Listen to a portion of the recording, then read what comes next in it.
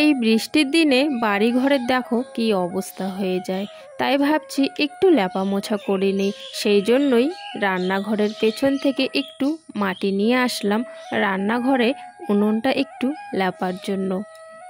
তো শুভ সকাল আমার প্রিয় বন্ধুরা, সবাই কেমন আছো? আশা করছি সবাই ভালো আছো, সুস্থ আছো। আমরাও ভালো আছি। কোচবিহার জেলার ছোট্ট একটা গ্রাম থেকে আমি কৃষ্ণা আমার ব্লগ চ্যানেলে তোমাদেরকে জানাই অনেক অনেক স্বাগত আর আমার অনেক অনেক ভালোবাসা। কয়েকদিন ধরেই রান্না করছি না, সেই জন্যই আর কি উনুনটা একটু ফেটে ফেটে গেছে। আসলে কি বলো তো, যেহেতু এটা নতুন উনুন, তাই কয়েকদিন পর পরে কিন্তু মাটি দিয়ে ভালো করে লেপতে হবে, তা না হলে কয়েকদিন পর পর কিন্তু ফেটে ফেটে যাবে। তো সেই জন্যে একটু মাটি দিয়ে আমি লেপে নিলাম। আর এইদিকে আবার ভাবছি আমাদের ওই শোয়ার ঘরটা যে আছে না, যেখানে আমরা রাতে খাই দিনে খাই, তো ভাবছি ওই জায়গাটাও একটু মুছে নেব। তো সেই জন্যে চলে আসলাম আমাদের ঘরের সামনটা একটু মোছার জন্য। আর একবার যদি আমি লেপতে বসে যাই তাহলে মনে হয় এই দিকটাও একটু লেপে নেই, ওই সাইডটাও একটু লেপে নেই।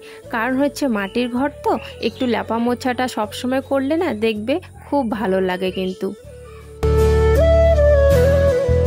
চলো এদিকে হচ্ছে আমি লেপা মোছাটা করেই নিচ্ছি, সাথে সাথে তোমাদের সুন্দর সুন্দর কমেন্টের উত্তরগুলো দিয়েই ফেলি। নূরজাহান খাতুন মালদা থেকে আমার ব্লগ দেখে, খুব সুন্দর সুন্দর কিন্তু এই দিদি ভাইটা কমেন্ট করে আমার ভিডিওতে। তো থ্যাংক ইউ সো মাচ গো ভিডিও দেখার জন্য, এত সুন্দর সুন্দর কমেন্ট করার জন্য। আর পরের কমেন্টটি হচ্ছে চুমকি দিদি ভাইয়ের, বাংলাদেশ থেকে আমার ব্লগ দেখে, খুব সুন্দর সুন্দর কমেন্ট করে। থ্যাংক ইউ সো মাচ গো দিদি ভাই ব্লগ দেখার জন্য, আমাকে এতটা ভালোবাসা দেওয়ার জন্য। ঘরটা লেপে এদিকে দেখো আমি ঘরের গেটটা কিন্তু বন্ধ করে দিয়েছি। তারপর হচ্ছে আমাদের যে বারান্দাটা আছে সেই বারান্দাটা ঝাড় দিয়ে দিচ্ছি। আর কেন গেটটা বন্ধ করে দিয়েছি জানো, সেটাও বলে দিচ্ছি। প্রীতম আর প্রীতি দৌড় দিয়ে এসে কিন্তু ঘরে ঢোকে। তো এখনও যেহেতু ঘরটা ভিজা আছে, মাত্রই আমি লেপেছি, তো সেই জন্যে না আমি গেটটা বন্ধ করে দিয়েছি। গেটটা বন্ধ থাকলে সহজে আর ওরা ঢুকতে পারবে না, আর আমার ঘরটাও তখন আপাতত আর কি ভিজে যেহেতু ভালোই থাকবে, তাই না? তো সেই জন্যে কিন্তু আমি গেটটা বন্ধ করে দিয়েছি। আর ভেতরে কিন্তু প্রীতমের বাবা আছে ঘুমিয়ে, তাও আমি গেটটা বন্ধ করে দিয়েছি। তো যাই হোক, এখন চলে আসলাম রান্নাঘরে। রান্নাঘরে এসে আগে হচ্ছে গ্যাসটা পরিষ্কার করে নিচ্ছি। কেন বলো তো, একটু না জলের ছিটে পড়েছিল জানলা দিয়ে, রাতে বৃষ্টি হয়েছিল তো একটুখানি, তো সেই জন্য একটু ছিটে পড়ে গেছিলো। তো সেই জন্যে না আমি হচ্ছে মুছে নিলাম গ্যাসটা। তারপরে দেখো চলে এসেছি আমি আমাদের শোয়ার ঘরে আবারও। এখন যেহেতু একটু শুকিয়ে গেছে, এখন হচ্ছে আমি টেবিলটা পরিষ্কার করব, সেই জন্য একটা ভিজে কাপড় নিয়ে চলে আসলাম। আর যখন হচ্ছে আমি ওই যে আমাদের আচারের বয়ম আর হচ্ছে আমসত্ত্ব যে রেখেছি, আবার জগ ছিল, অনেক কিছু জিনিস ছিল যেহেতু টেবিলে, তো সেই না টেবিলটাতে জিনিসগুলো সরাচ্ছিলাম আমি। তো সরাতে গিয়ে আমার নজর পড়লো ওই আমসত্ত্বর ওই কৌটোটার উপরে আর কি। তো আমি মুখটা খুলে দেখলাম মানে এতগুলো আমসত্ত্ব একদম গায়েব হয়ে গেছে, শুধু 4টে পড়ে আছে। এই কাণ্ডটা কে করেছে বলো তো? প্রীতম করেছে। একটু পরপর এসে না কেটে কেটে খেয়ে নিচ্ছে, তো সেই জন্য না কমে গেছে। আমি হঠাৎ করে দেখে একদম অবাক হয়ে গেছি যে এতটা কমে গেল। তারপর প্রীতমকে জিজ্ঞাসা করার পর বলছিল না, তবে হাসছিল। তখনই আমি বুঝে গেছি এই কাণ্ডটা আর কি করেছে। তো যাই হোক, ওইদিকে হচ্ছে টেবিলটা দেখো ভালো করে আমি পরিষ্কার করে নিয়েছি আর জায়গা মতো সব কিছু রেখে দিয়েছি। তারপরে এখন দেখো এখানে কিছু জামা কাপড় আমার বিছানায় পড়ে আছে। আর এই বিছানাটায় সবসময় জামা কাপড় একটু হলেও থাকবে, আর সবসময় প্রত্যেক দিন এইভাবেই আমি কিন্তু জামা কাপড়গুলো খুব সুন্দরভাবে জায়গা মতো গুছিয়ে রাখি। আর বিছানায় যদি জামা কাপড় থাকে, কেউ যদি হঠাৎ করে আসে বাড়িতে, তাহলে কিন্তু দেখতেও একদম বাজে লাগে, তাই না? তো সেই জন্যই আর কি পরিষ্কার রাখার একটু প্রত্যেক দিনে চেষ্টা করি। আর একটু আগেই যে বিছানায় তোমরা সুতির লাল কাপড়টা দেখলে না, সেই কাপড়টা আর ভাঁজ করিনি। কেন বলো তো, কাল রাতে যেহেতু নিমন্ত্রণ বাড়িতে গিয়েছিলাম, তো এই শাড়িটাই কিন্তু পরে গিয়েছিলাম, পাশে বাড়ি তো সেই জন্য এই সুতির শাড়িটাই পরে গিয়েছিলাম।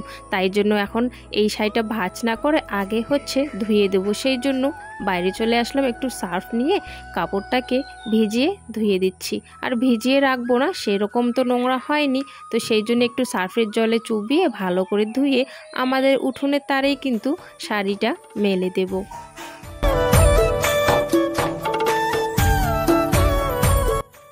আর এখন যেহেতু সেরকম শাড়ি পরা হয় না, বাড়িতে থাকলে তো নাইটিই পরা হয়, এখন সবাই নাইটি বেশিরভাগই পরে, তো সুতির শাড়িটা না খুবই কম পরা হয়।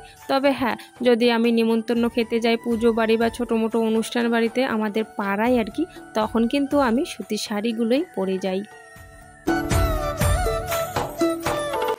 এইদিকে বাইরের কাজ করতে করতে রান্নার দেখো সময়টাও কিন্তু হয়ে গেছে, তো সেই জন্য এখন কিন্তু রান্নাঘরে যাব। তবে আজকে আর রান্না বান্নার ভিডিওটা তোমাদের সাথে শেয়ার করা হয়নি। কেমন হয়েছে? কেমন হয়েছে? আজকে হচ্ছে শুকটি মাছের তরকারি, শাক আর হচ্ছে ভিন্ডি আলু দিয়ে চটচটি। পেতে কি খাওয়া শেষ? সব ভাত খাবি?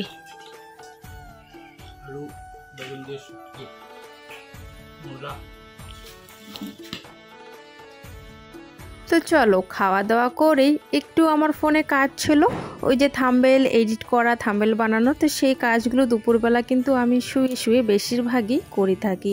কারণ হচ্ছে তোমার আমি কিন্তু রাতে খুবই কম সময় পাই, কারণ দুজনে মিলে মোবাইল দেখার জন্য পাগল হয়ে যায়, একটু দেখবে কার্টুন, তো ওই জন্যই আমার রাতে বেশিরভাগ আর কি এডিট করা হচ্ছে না এখন। আমি কিন্তু দুপুরের দিকেই সেই কাজগুলো সেরে রাখি, আর দুপুরের দিকে কিন্তু আমি ঘুমাই না।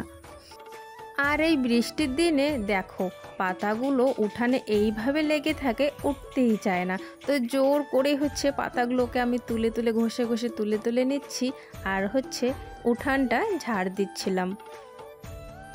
আমি নাকি গরিব ঘরের ছেলের সাথে বিয়ে করেছি বলে আজকে আমার এই দশা। মানে এই কথাগুলো কে বলে বলো তো? বাইরের লোক নয়, আমাদেরই আর কি আত্মীয় স্বজনরা এই কথাগুলো বলে থাকে।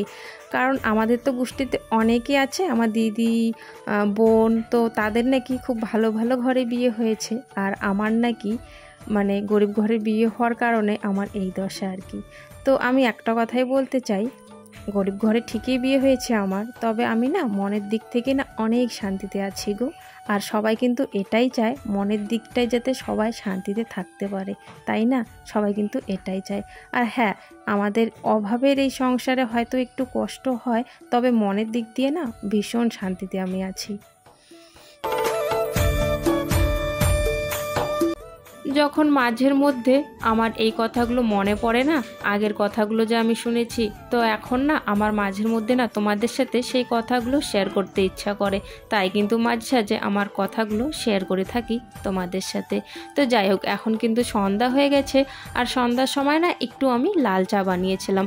আমি কিন্তু সন্ধ্যার দিকে সেরকম চা খাই না, কারণ যদি আমি সন্ধ্যার দিকে চা খাই তাহলে আবার রাতে ভাত খেতে পারি না, তো সেই জন্য চাটা না আমি খাই না। তবে হ্যাঁ, আজকে একটু খেতে ইচ্ছে করছিল, তাই না একটু লাল চা বানিয়ে সন্ধ্যার দিকে সবাই মিলে খেয়ে নিয়েছিলাম।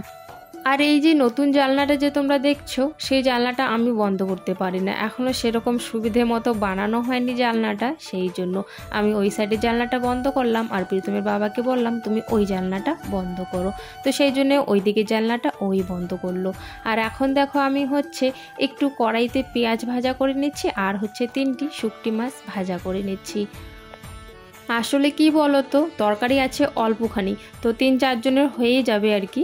তাও আমি না ভাবলাম আজকে একটু রাতে পান্তা করে ভাতটা খাবো, তো সেই জন্যে না একটু পান্তা করে ভাত খাবো বলেই শুকটি মাছটা ভাজা করে নিলাম। আর ওরা কিন্তু সবাই তরকারি দিয়েই খেয়েছিল। আর এখন রাতে কিন্তু এখন খুব বৃষ্টি হচ্ছে, তো বৃষ্টিতে ভিজে ভিজেই কিন্তু রান্নাঘর থেকে এই ঘরে খাবারগুলো আমাকে নিয়ে আসতে হয়েছে। তো যাই হোক বন্ধুরা, আজকে ভিডিওটা আর বেশি লম্বা করছি না, ভিডিওটা এখানে শেষ করছি। দেখা হচ্ছে আগামীকাল নতুন একটা ব্লগের সাথে। সবাই ভালো থেকো, সুস্থ থেকো, টাটা।